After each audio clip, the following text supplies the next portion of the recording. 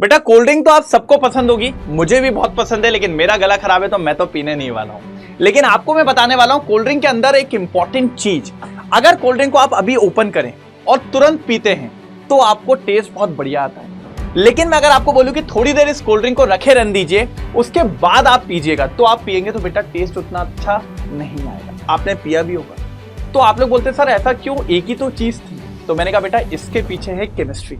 जी हाँ, दोनों में बेटा सॉल्युबिलिटी ऑफ CO2 का फर्क आ गया। कैसे आया वो एक्सप्लेन करता हूं मैं आपको। बेटा क्या हुआ, जैसे ही आप बॉटल को लेके आए, बॉटल बेटा हाई प्रेशर पे सील होती है, मतलब उसमें प्रेशर बहुत ज्यादा होता है, और according to Henry's law pressure जितना ज्यादा होगा सॉल्युबिलिटी ऑफ CO2 भी उतनी ज्यादा होगी। तो जैसे ही आपने उसको खोला और पिया तो बेटा उसमें जो टेस्ट था वो था CO2 का।